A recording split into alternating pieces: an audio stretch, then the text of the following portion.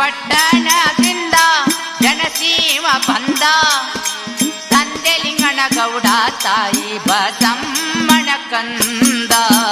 ರೋಣ ಪಟ್ಟಣದಿಂದ ಜನಸೇವ ಬಂದ ತಂದೆಲಿಂಗನ ಗೌಡ ತಾಯಿ ಬಸಮ್ಮನ ಕಂದ.